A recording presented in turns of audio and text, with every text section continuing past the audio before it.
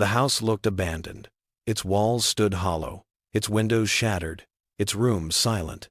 For months, no footsteps had echoed inside it. No voices had filled its halls. But on a cold January night in Columbia, South Carolina, something stirred within. At first, it was only a flicker, a faint glow behind broken glass. Then, the glow grew brighter. Flames began to crawl up the walls, licking through the roof, devouring everything in their path. By the time firefighters arrived, the building was already collapsing in on itself.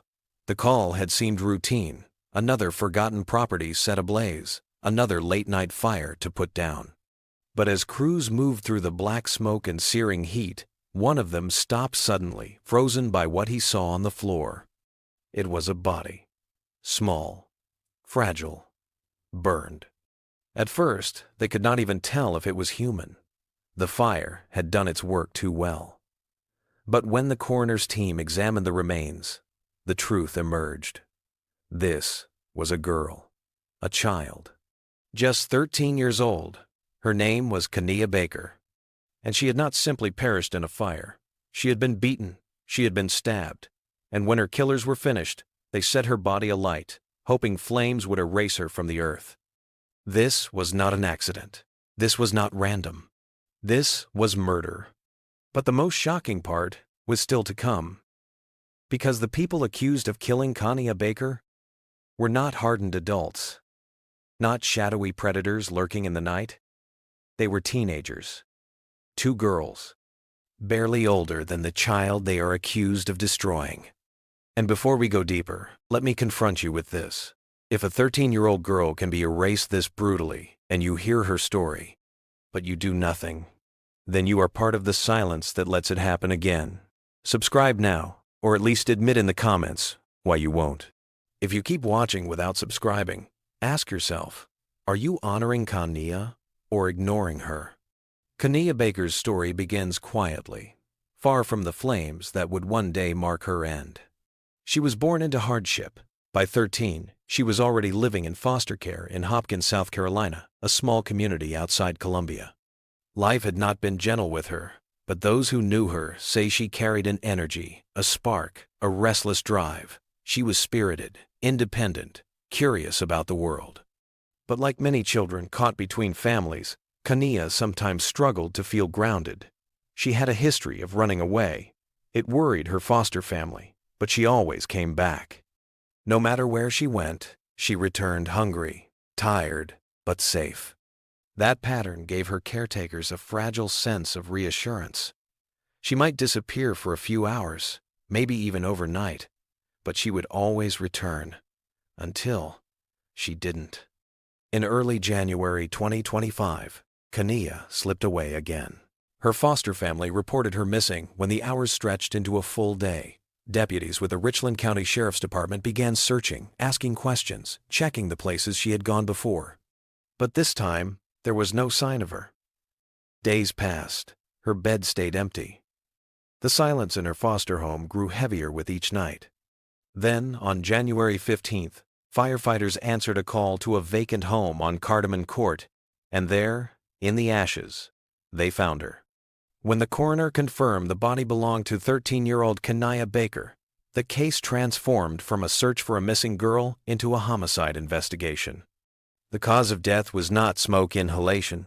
It was not burns. It was blunt force trauma. Her injuries told investigators she had been struck, stabbed, and killed before the fire was ever set.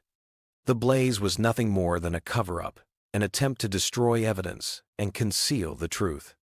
Richland County Coroner Naida Rutherford stood before cameras, her voice heavy. "This was a child," she said, "a child who should be alive today." The words hung in the air, impossible to shake. And here's where I say something some of you won't like. If you can hear those words, if you can picture this child and still scroll away without subscribing, then you are choosing indifference. Do not be the person who turns away. Hit subscribe. If not, step into the comments and explain why Kania's life doesn't deserve to be remembered. Detectives pored over the crime scene. They sifted through soot and ash, gathering fragments of evidence. They collected scorched debris, bottles that smelled of accelerant, and scraps of material half burned. They mapped every footprint in the dirt outside, every possible trace of who had been there. But the investigation's biggest lead didn't come from inside the house. It came from people who had seen Kanya in the days before her disappearance. She hadn't been alone. Witnesses recalled her with two other girls, teenagers. Detectives quickly identified them. One was 15, the other 16. Both had histories of running away. Both were already entangled in the juvenile justice system. The more investigators looked, the darker the picture became. The 16-year-old suspect had been ordered into custody by juvenile authorities. She had been fitted with an ankle monitor, a device meant to keep track of her movements. But she cut it off, ignored the order, disappeared into the streets. A pickup order was issued, but no one acted in time. She remained free.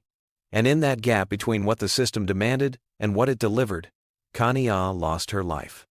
Within days, police arrested both girls. They were charged with murder and arson. The news hit Colombia like a storm. And if this story feels like a storm inside you right now, then good it should. But if you just watch without subscribing, you're treating Kanya's death like a spectacle instead of a warning. Subscribe now, and if you refuse, leave a comment and say why. What excuse makes you exempt from caring? Two teenagers, girls, accused of one of the most brutal killings the city had ever seen. Police Chief Skip Holbrook called the crime heinous, vicious, and monstrous.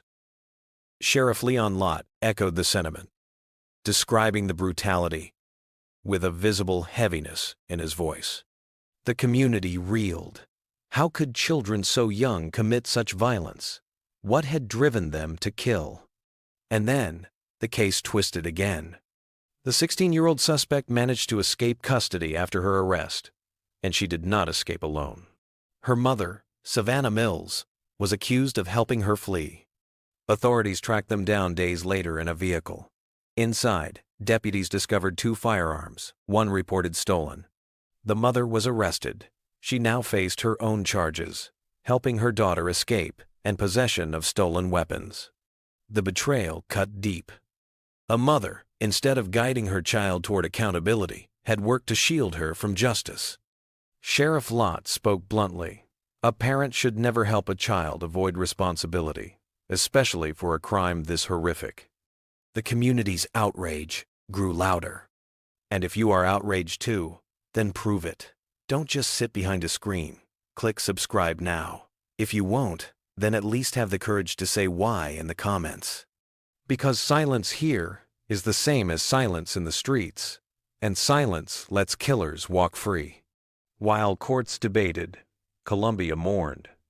Vigils sprang up across the city. People gathered with candles, huddled against the January cold, their breath mixing with smoke from small flames. They held pictures of Kanya, whispered her name, prayed for her family. At one vigil, silence filled the air as balloons were released into the night sky. Dozens of pink and white shapes drifting upward, vanishing into the darkness. A fragile tribute to a life stolen too soon. For many, grief gave way to anger. Anger at the system that failed to protect her. Anger at the violence that seemed to touch children more and more often. Community leaders called for reform, stronger oversight in foster care, better tracking of runaway teens, more accountability within the Department of Juvenile Justice. But for Kanya's family, reforms were abstract. Their grief was personal, irreversible. So I ask you, if this was your daughter, your niece, your sister, and people watched her story but didn't even care enough to subscribe, how would you feel? Don't just watch. Don't just lurk. Subscribe. And if you won't, explain why. Say it publicly. Let the world see your excuse. Kanya Baker was more than a victim. She was a daughter, a student, a girl who wanted to be seen, to be loved, to belong. She had dreams that stretched beyond her foster home, into a future she would never reach. Her death is not just about the night of January 15th. It is about the cracks in the system that failed to shield her. A foster care network struggling to keep up. A juvenile justice system that lost track of a dangerous runaway. A community unprepared for the reality of children capable of lethal violence. Her story forces Colombia to look in the mirror, to ask why, to ask how, to ask what must change so that no other child shares her fate. On that night in January, firefighters extinguished the blaze on Cardamom Court, but the fire it sparked in Colombia still burns. It burns in the grief of her family. It burns in the anger of a community. And it burns in the reminder that children like Kania, vulnerable, overlooked, often unheard, need protection most of all. Kania Baker was 13 years old. Her story must not be forgotten. Because until children like her are seen, valued, and kept safe, there will be more Kanias, more names lost to violence, more lives cut short in silence and fire. Her name deserves to be remembered. Always. And if you've stayed until now, here's the truth. If you don't subscribe at this point, you never will, because you've already decided her story doesn't matter to you. Prove me wrong. Subscribe right now. And if you won't, then face the comments section. Look everyone else in the eye and tell them why Kania's life isn't worth one small click.